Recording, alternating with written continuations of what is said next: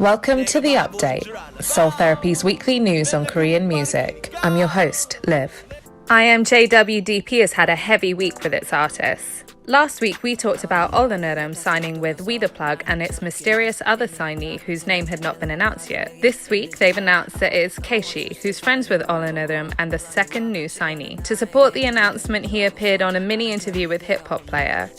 He's a rapper and singer known for his EP Leaf that had a bit of success in the underground with songs like Liar, but he disappeared from the industry after releasing his second EP in 2019. It's good that we can see him reappear with the support of a label, and we can't wait to see what new projects he has lined up.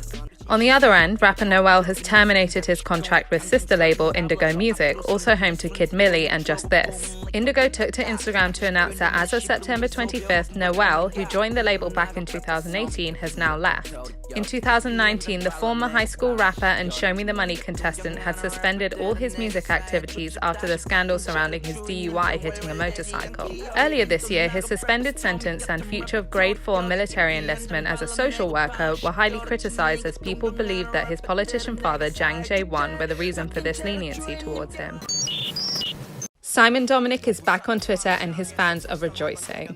Dominic has had his fair share of controversy on social media platforms in the past, so much so that he decided to stop using them altogether at one point. So it was a big surprise when he rejoined Twitter this week after 2 years away. Fans were excited to see him back as he says he'll be using Twitter as a diary when something comes into his mind, which will hopefully bring them closer to him once again. Of course, it wouldn't be Dominic without a little bit of humour, as he tweeted at one point, "I hate alcohol, shut up," probably referring to one of his past drunken Instagram videos.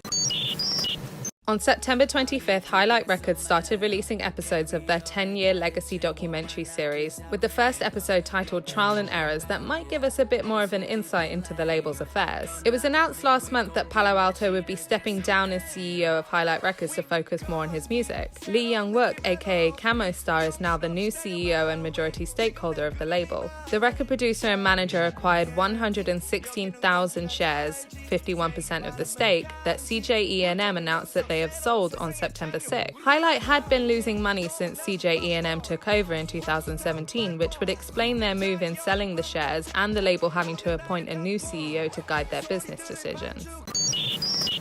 In an interview earlier this month with Cosmopolitan, Jay Park talked about the future of his career now that his contract with Roc Nation is up, and hinted at a collaboration with a top female star that is nearly finished and due for an October release, subject to change, partially putting rumours of an imminent retirement to rest. Appearing on Hip Hop Player's Hip Hop Friday with Lee Young-ji on September 18th, Jay Park talked about his reasons for wanting to retire, as he said he's become less ambitious about the industry, which makes it less fun for him, and he believes he did his best. He also tackled the fact that he's been getting criticism for not appearing on Show Me the Money even though he was asked first, and opting to appear on Rap of China instead. He also revealed that he didn't actually go to China to shoot for Rap of China. Jay said on Instagram that Show Me the Money just didn't agree with his vision to appear under Higher Music, and that Rap of China offered him more money. He also hinted that Show Me the Money was heavily scripted and that influenced his decision, and that he'd rather work on a project together to create something good. This has been The Update. I'll see you next week.